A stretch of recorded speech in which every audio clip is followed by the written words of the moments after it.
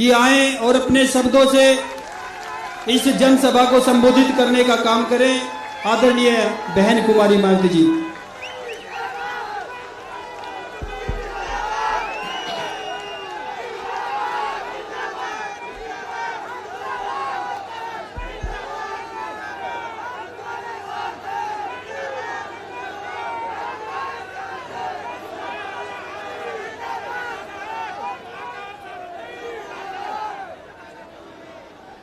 चुनावी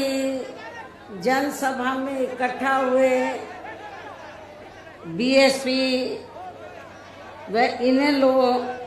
के बने इस गठबंधन के सभी छोटे बड़े पदाधिकारी, नेता एवं कार्यकर्तागण, आज आप लोग यहाँ हरियाणा प्रदेश में विधानसभा के लिए हो रहे आम चुनाव में अपने गठबंधन के उम्मीदवारों के समर्थन में हमें सुनने के लिए यहाँ इकट्ठा हुए हैं, तो उसके लिए मैं आप सभी लोगों का हार्दिक दिल से आभार प्रकट करती हूँ, जिनको कामयाब बनाने के लिए भारतीय राष्ट्रीय लोकदल के वरिष्ठ राष्ट्रीय महासचिव चौधरी अभय चौटाला जी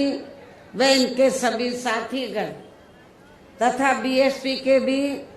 नेशनल कोऑर्डिनेटर श्री आकाश आनंद व यहाँ के संयोजक श्री रणधीर बेनीवाल और इनके भी सभी साथीगण पूरे जी जान से लगे हैं। और अब मैं आप लोगों का ध्यान यहाँ हरियाणा प्रदेश में विधानसभा के लिए हो रहे आम चुनाव में अपने इस बने गठबंधन की सरकार बनाने को लेकर कुछ जरूरी बातों की तरफ दिलाना चाहती हूँ। और इस संबंध में हमारी पार्टी का ये कहना है कि अपने देश को आज़ाद हुए वे भारतीय संविधान को भी लागू हुए अब वर्षों बीत चुके हैं, और इस लंबी अवधि में केंद्र व आपके हरियाणा प्रदेश में भी विभिन्न विरोधी पार्टियों की सरकारें रही हैं। लेकिन दुख की बात यह है कि इस दौरान आपके हरियाणा प्रदेश में भी यहाँ विरोधी पार्टियों की रही सरकारों में सर्व समाज में से खासकर दलितों, आदिवासियों, पिछड़े वर्गों, मुस्लिम व अन्य अक़लियतों के साथ साथ गरीबों, मजदूरों, किसानों, व्यापारियों एवं अन्य मेहनतकश लोगों का भी पूर्ण रूप से विकास व उत्थान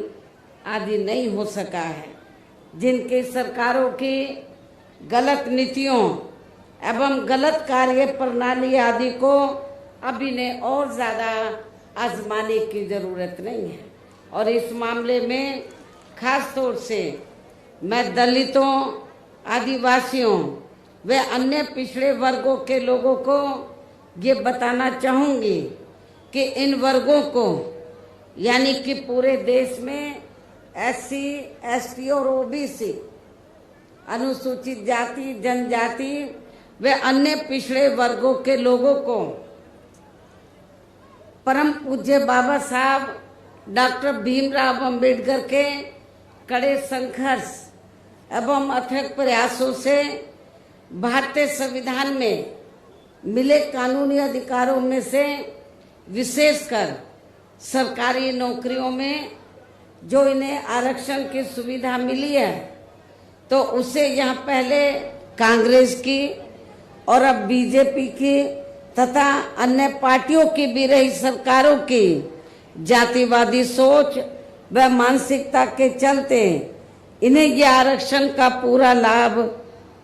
नहीं मिल पा रहा है। ये पार्टियां इन्हें यह आरक्षण का पूरा लाभ नहीं दे पा रही हैं, और अब तो इनके इस आरक्षण को ये पार्टियां मान्य कोर्ट की आड़ में इसे प्रभावहीन बनाने में व खत्म करने की भी पूरी कोशिश में लगी हुई है। और इसका खास उदाहरण दिनांक 1 अगस्त 2024 को माननीय सुप्रीम कोर्ट का दिया गया निर्णय है, फैसला है, जिसमें माननीय सुप्रीम कोर्ट ने SC व ST के आरक्षण में वर्गीकरण व क्रीमी लेयर आदि को लागू करने की बात कही है। और यदि इन वर्गों के आरक्षण के मामले में केंद्र की वर्तमान भाजपा सरकार की भी नीति व नीयत साफ होती तो फिर ये सरकार, जो वर्तमान केंद्र की भाजपा सरकार है, तो फिर ये सरकार माननीय सुप्रीम कोर्ट के आरक्षण को लेकर आए इस निर्णय को बिना कोई देरी किए हुए उसे निष्प्रभावी बनाने व पूर्व की स्थिति में लाने के लिए संसद का विशेष सत्र बुलाकर फिर संवैधानिक संशोधन विधेयक जरूर लाती। यदि वर्तमान केंद्र की भाजपा की सरकार की नीयत साफ होती आरक्षण के मामले में, माननीय सुप्रीम कोर्ट ने जो निर्णय दिया है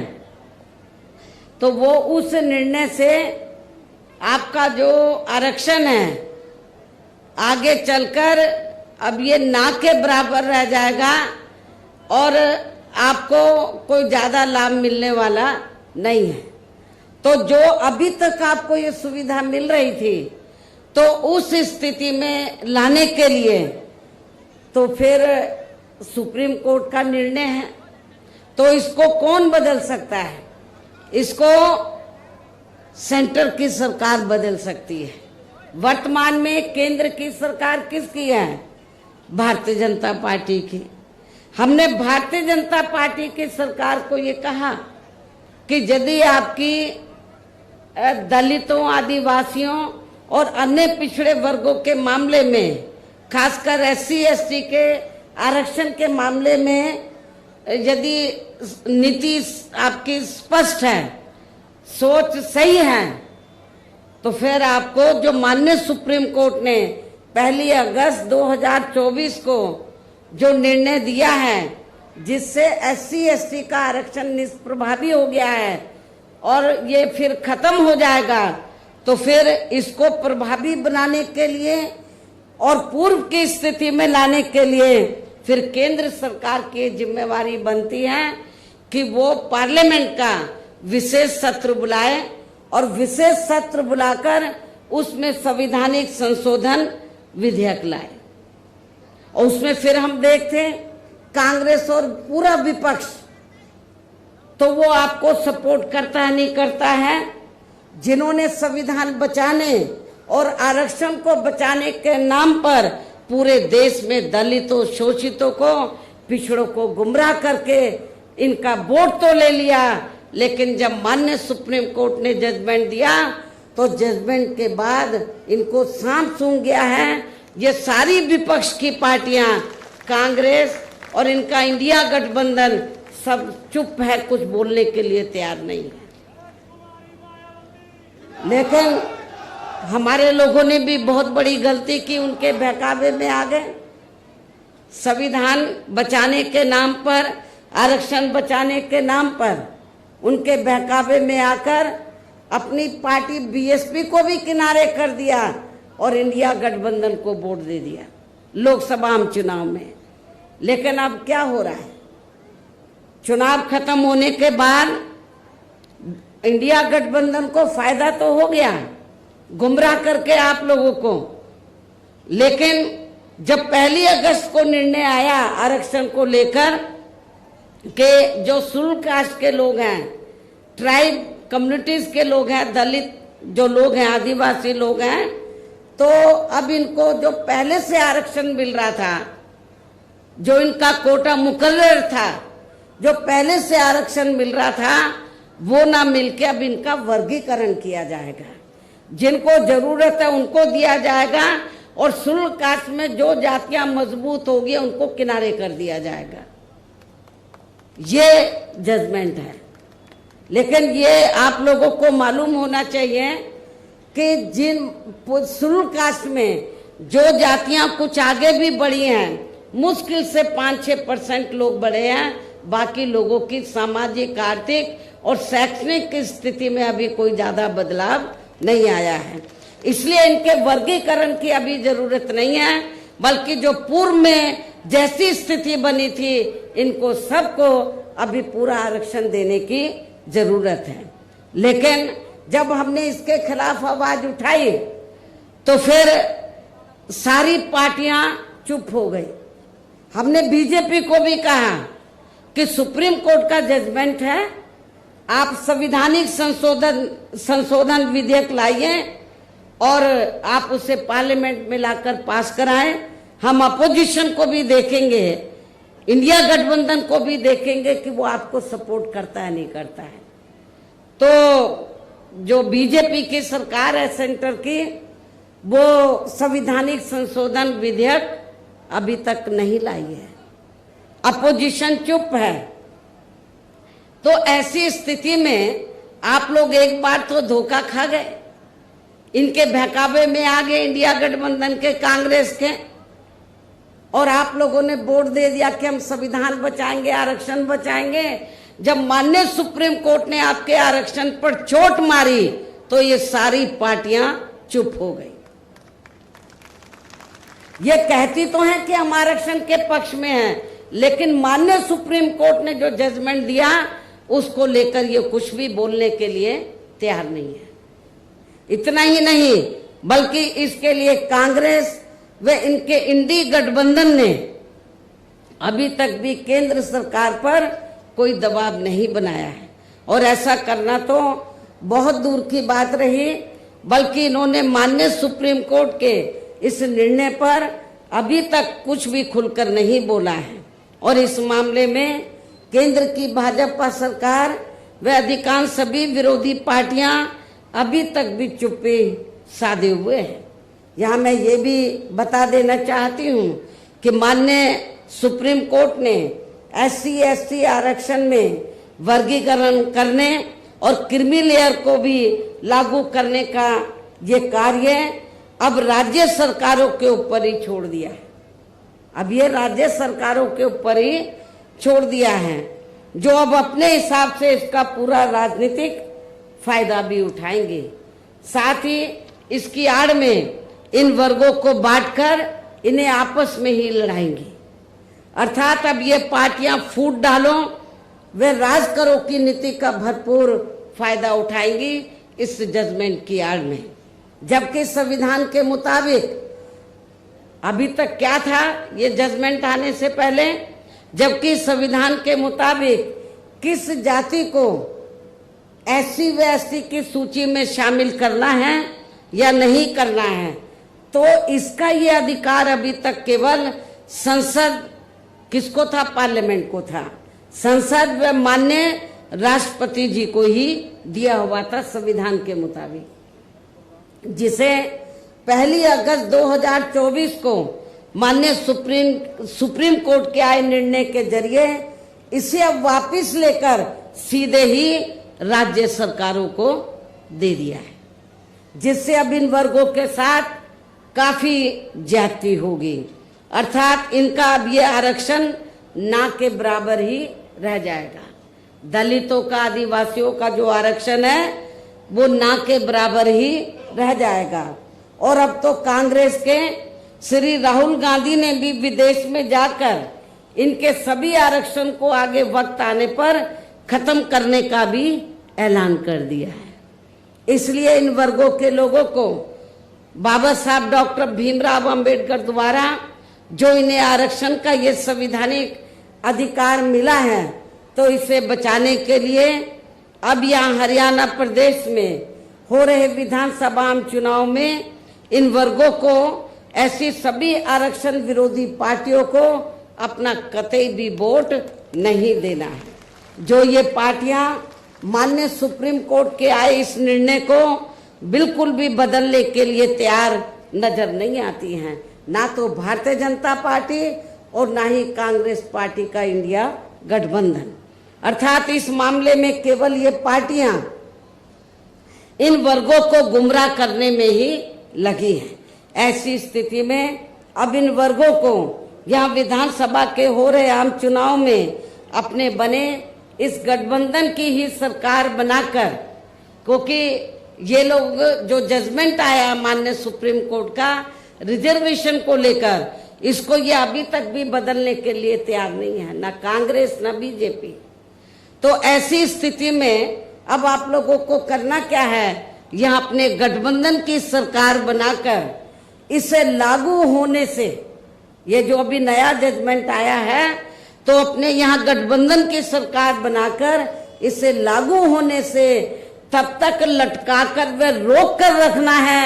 जब तक केंद्र व विपक्ष द्वारा इस निर्णय को संवैधानिक संशोधन के जरिए खत्म करके इसे पुरानी स्थिति में बहाल नहीं कर दिया जाता है। गठबंधन की सरकार यहाँ बनती है, हमारी गठबंधन की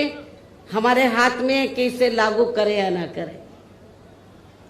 इसको हम लटका के रख सकते हैं, सुप्रीम कोर्ट का जजमेंट है तो इसको हम आगे बढ़ा सकते हैं। कब तक? जब तक केंद्र व विपक्ष द्वारा इस निर्णय को संवैधानिक संशोधन के जरिए खत्म करके इसे पुरानी स्थिति में बहाल नहीं कर दिया जाता है। इसलिए ऐसी स्थिति में अब आपको एक तरफा अपना वोट केवल बीएसपी व इन्हें लोग के बने अपने इस गठबंधन को ही देना है, ताकि सत्ता में आकर यहाँ आपके स्टेट में माननीय सुप्रीम कोर्ट के इस निर्णय पर कुछ हद तक अंकुश लगाया जा सके। इतना ही नहीं बल्कि केंद्र व राज्यों में कांग्रेस, बीजेपी व अन्य जातिवादी पार्टियों की रही सरकारों ने इनका आरक्षण का कोटा अभी तक भी पूरा नहीं भरा है, जिससे फिर अंत में किसी न किसी रूप में सामान्य वर्गों को ही दे दिया जाता है। जबकि उत्तर प्रदेश में जब हमारी पार्टी की सरकार बनी, हमने विशेष अभियान चलाकर इस आरक्षण के कोटे को हमने पूरा कराया था। पदोन्नति में आरक्षण को तो इन्होंने माननीय कोर्ट की आड़ में काफी हद तक खत्म ही कर दिया है। इसके साथ ही केंद्र व राज्यों की भी सरकारों द्वारा इन वर्गों के लोगों को प्राइवेट सेक्टर में आरक्षण दिए जाने की व्यवस्था किए बिना ही इनके ज्यादातर सरकारी कार्य अब यहाँ प्राइवेट सेक्टर के जरिए ही देश के अधिकांश बड़े बड़े पूंजीपतियों व धन्ना सेठों को ही दिए जा रहे हैं, जिसके कारण आपके यहाँ हरियाणा प्रदेश सहित पूरे देश में अब इन वर्गों के लोगों को आरक्षण का बहुत कम ही लाभ मिल पा रहा है, क्योंकि प्राइवेट सेक्टर में आरक्षण की व्यवस्था नहीं है। और इससे अब पूरे देश में दलितों व आदिवासियों के साथ साथ अन्य पिछड़े वर्गों को भी काफी ज्यादा नुकसान हो रहा है। जबकि अन्य पिछड़े वर्गों के लोगों को ये भी मालूम होना चाहिए, इन्हें मंडल कमीशन की रिपोर्ट के तहत आरक्षण की ये सुविधा केंद्र में कांग्रेस पार्टी की रही सरकार में नहीं मिली है, बल्कि बीएसपी के कड़े संघर्ष एवं अथक प्रयासों से केंद्र में रही श्री बीपी सिंह की सरकार में ही मिली है। हमें काफी स्ट्रगल करना पड़ा, जिसका भी अब यहाँ जातिवादी विरोधी पार्टियों की चल रही सरकारें इन्हें पूरा लाभ नहीं दे पा रही हैं। इसके साथ ही श्री बीपी सिंह की सरकार में ही इन वर्गों के मसीहा परम पूज्य बाबा साहब डॉक्टर भीमराव अंबेडकर को भी यहाँ भारत रत्न की उपाधि से सम्मानित किया गया है। जब बीपी सिंह की सरकार थी तो तभी बाबा साहब को भारत रत्न की उपाधि से सम्मानित किया गया था, जिसके लिए वो हर प्रकार से पात्र भी थे। जबकि इन्हें ये सम्मान इनके जीते जी केंद्र में रही कांग्रेस पार्टी की ही सरकार में बहुत पहले ही मिल जाना चाहिए था, लेकिन इस पार्टी की सरकार ने इनके देहांत के बाद भी इन्हें ये सम्मान नहीं दिया। कांग्रेस पार्टी की सरकार ने इनके देहांत के बाद भी इन्हें ये सम्मान नहीं दिया। इससे इन वर्गों के प्रति इस पार्टी की हीन व जातिवादी मानसिकता साफ झलकती है। इतना ही नहीं बल्कि इनके कारवां को आगे बढ़ाने वाले वे हर मामले में समर्पित व्यक्तित्व मान्यवर श्री कांशीराम जी के देहांत होने पर केंद्र में रही इसी कांग्रेस पार्टी की सरकार ने इनके सम्मान में एक दिन का भी राष्ट्रीय शोक घोषित नहीं किया था। इसके साथ ही इन वर्गों के लोगों को जुल्म जाति से निजात दिलाने के लिए जो भी यहाँ नियम व कानून आदि बने हैं तो उन पर भी केंद्र व राज्यों की सरकारें सही से अमल नहीं कर पा रही है, जिससे अब यह खासकर दलितों, आदिवासियों वे अन्य पिछड़े वर्गों के ऊपर शोषण करने वालों का मनोबल और भी ज्यादा बढ़ रहा है। और ये सब हमें यहाँ आपके हरियाणा प्रदेश में भी काफी कुछ देखने के लिए मिल रहा है। इसी प्रकार हमें पूरे देश में मुस्लिम व अन्य अक़लियत समाज के लोगों की भी अधिकांश मामलों में हालत कोई खास अच्छी नजर नहीं आती है। इनके साथ साथ अपर कास्ट समाज व जाट समाज में भी खासकर गरीब लोगों की भी आर्थिक स्थिति अभी भी यहाँ आपके हरियाणा प्रदेश सहित पूरे देश में काफी ज्यादा खराब व दयनीय बनी हुई है। इनके अलावा आपके हरियाणा प्रदेश सहित पूरे देश में सर्व समाज में से विशेषकर यहाँ गरीब, मजदूर, किसान, कर्मचारी, व्यापारी एवं अन्य मेहनतकश लोग भी अपनी विभिन्न समस्याओं को लेकर अभी भी हमें काफी ज्यादा दुखी ही नजर आते हैं। और इनमें भी किसान वर्ग तो केंद्र में अभी तक की रही सभी सरकारों द्वारा बनाई गई उनकी गलत नीतियों के कारण अब काफी ज्यादा परेशान व दुखी भी रहा है और अभी भी है। लेकिन इन सब की मुख्य वजह हमारी पार्टी केंद्र में व आपके हरियाणा प्रदेश में भी यहाँ अब तक की अधिकांश रही विरोधी पार्टियों की सरकारों की गरीब व किसान विरोधी तथा इनकी जातिवादी, पूंजीवादी व संकीर्ण मानसिकता के तहत बनाई गई उनकी गलत नीतियों व गलत कार्य प्रणाली को ही काफी हद तक जिम्मेवार मानकर चलती है। और इस मामले में खासकर इनकी गलत आर्थिक नीतियों की वजह से ही आए दिन यहाँ पूरे देश में गरीबी, बेरोजगारी व महंगाई आदि भी काफी ज्यादा बढ़ रही है, जिससे आम जनता काफी ज्यादा परेशान व दुखी भी है। इसके साथ साथ अभी भी अपने देश में भ्रष्टाचार हर स्तर पर काफी ज्यादा फैला हुआ है, जिससे आपका खुद का अपना हरियाणा प्रदेश भी अछूता नहीं रहा है। और इन सब का मुख्य कारण हमारी पार्टी आजादी के बाद से लेकर अभी तक केंद्र व देश के अधिकांश राज्यों में तथा आपके खुद के अपने हरियाणा प्रदेश में भी ज्यादातर सत्ता या खासकर पूंजीवादी पार्टियों के ही हाथों में आने को मानकर चलती है, जिसके कारण ही अब पूरे देश में वे आपके खुद के अपने प्रदेश में भी अभी भी हमें यहाँ सर्व समाज के लोग अधिकांश मामलों में काफी ज्यादा दुखी व परेशान ही नजर आते हैं, जबकि पूरे देश में बीएसपी ही अकेली एक ऐसी पार्टी है जो विरोधी पार्टियों की तरह देश के बड़े बड़े पूंजीपतियों व धन्ना सेठों की आर्थिक मदद से नहीं बल्कि अपनी पार्टी के ही आम कार्यकर्ताओं की आर्थिक मदद से चुनाव लड़कर यहाँ केंद्र व राज्यों की भी सत्ता में आना चाहती हैं, ताकि हमारी पार्टी सत्ता में आने के बाद फिर बिना किसी दबाव के वे आजाद होकर सर्व समाज के लोगों की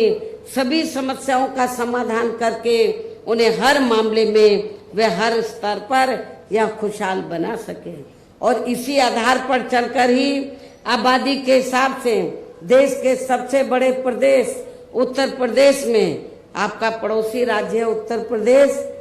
तो देश के सबसे बड़े प्रदेश उत्तर प्रदेश में 4 बार हमारी पार्टी ने अपने नेतृत्व में वहां सरकार भी बनाई है। और हमने अपनी सभी चारों रही सरकारों में अपनी पार्टी की विचारधारा एवं सिद्धांतों के तहत चलकर वैसे तो वहाँ सर्व समाज के हितों का पूरा ध्यान रखा है, लेकिन सभी मामलों में प्राथमिकता पहले हमने वहाँ सर्व समाज में से विशेषकर उन दलितों, आदिवासियों, पिछड़े वर्गों व अकलियत समाज को दी है तथा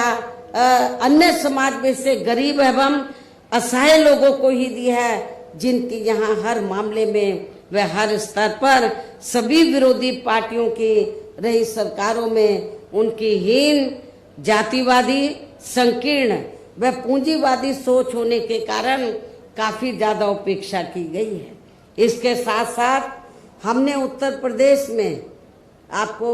मैं ये बताना चाहती हूँ कि हमने उत्तर प्रदेश में गरीब एवं बेरोजगार लोगों को दूसरी पार्टियों की रही सरकारों की तरह मामूली सा बेरोजगारी भत्ता न देकर उन्हें बड़ी तादाद में सरकारी एवं गैर सरकारी क्षेत्रों में स्थायी रोजगार भी उपलब्ध कराए। इसके साथ ही गरीब भूमिहीन लोगों को खेती करने के लिए उन्हें फ्री सरकारी जमीन भी दी है, और जो गरीब आवासहीन लोग थे तो सरकारी खर्चे से उनके हमने 2-2 कमरों के पक्के मकान भी बनाकर दिए हैं और वहां पर सभी सुविधाओं का प्रबंध भी किया है, हॉस्पिटल का, स्कूल्स का, और भी जो जरूरी आपकी जरूरतें हैं तो उनका हमने वहां पर प्रबंध भी किया है, जिससे वहां लाखों गरीब लोगों को काफी ज्यादा फायदा पहुंचा है। शहरों व देहातों को भी विकसित किया गया है। आप लोगों को ये मालूम है कि शहरों और देहातों में जहाँ वीकर सेक्शन के कमजोर तबके के लोग रहते हैं, वहां घुसते ही मालूम पड़ जाता है कि यहाँ पर अपने समाज के लोग रहते। इतनी खराब हालत होती है, क्योंकि जो पार्टियां अभी तक सत्ता में रही तो उन्होंने आपकी बस्तियों को डेवलप नहीं किया, लेकिन जब हमारी सरकार बनी तो हमने देहातों को डॉक्टर अंबेडकर ग्राम विकास योजना के तहत और शहरों में दलित बस्तियों को मान्यवर श्री कांशीराम जी शहरी समग्र विकास योजना के तहत उनको डेवलप किया, विकसित किया। इसके अलावा हमारी पार्टी की रही सरकार ने वहां विभिन्न क्षेत्रों में लगे लोगों के साथ साथ छात्रों, युवाओं, महिलाओं व बुजुर्गों आदि के हितों में भी अनेकों महत्वपूर्ण व ऐतिहासिक कार्य किए हैं, जिनसे उन्हें काफी ज्यादा लाभ पहुंचा है। किसानों की भी अधिकांश समस्याओं का काफी हद तक समाधान किया गया है तथा उनकी फसलों का भी उन्हें समय से उचित दाम दिया गया है। इतना ही नहीं, बल्कि हमने उत्तर प्रदेश में सर्व समाज के लोगों के ऊपर किसी भी प्रकार की कोई जुल्म जाति आदि भी नहीं होने दी है और वीकर सेक्शन का हमने विशेष ध्यान रखा है। बल्कि हमारी पार्टी की रही सरकार ने वहां जुल्म जाति करने वाले लोगों को बिना कोई देरी किए हुए उन्हें तुरंत ही जेल की सलाखों के अंदर भेजा है, जहां मेरी सरकार में उनकी सही व असली जगह होती है, जिसकी यहाँ आपके प्रदेश में भी काफी अब सख्त जरूरत है। इसके साथ ही हमारी पार्टी की रही सरकार ने अपने देश में दलित एवं अन्य पिछड़े वर्गों में समय समय पर जन्मे यहाँ महान संतों, गुरुओं व महापुरुषों में भी खासकर महात्मा ज्योतिराव फूले, श्री छत्रपति शाहू जी महाराज, श्री नारायणा गुरु, बाबा साहब डॉक्टर भीमराव अंबेडकर एवं मान्यवर श्री कांशीराम जी आदि को भी विभिन्न रूपों में पहली बार वह पूरा आदर सम्मान दिया है, जिन्हें विरोधी पार्टियों के लोग अभी तक भी आसानी से पचा नहीं पा रहे हैं। इस प्रकार से उत्तर प्रदेश में हमारी पार्टी ने अपने सभी चारों रहे शासनकाल के दौरान वहाँ हर मामले में व हर स्तर पर सर्व समाज के लोगों को काफी बेहतरीन सरकार दी है। और यदि आप लोग भी यहाँ अपने हरियाणा प्रदेश में गरीबों, किसानों व आम जनहित के तथा विशेषकर कमजोर एवं उपेक्षित वर्गों के हितों में ऐसे ही कार्य करना चाहते हैं। इसके साथ ही आपके प्रदेश की जनहित से जुड़ी जो भी यहाँ स्थानीय समस्याएं हैं तो उन्हें भी आप दूर करना चाहते हैं, तो फिर आप लोगों को भी उत्तर प्रदेश की तरह ही यहाँ अपने हरियाणा प्रदेश में भी अपने इस बने गठबंधन की ही सर्वजन हिताय व सर्वजन सुखाय की नीतियों पर आधारित ही सरकार बनानी होगी, जिसके लिए अब आप लोगों को यहाँ अपने हरियाणा प्रदेश में विधानसभा के लिए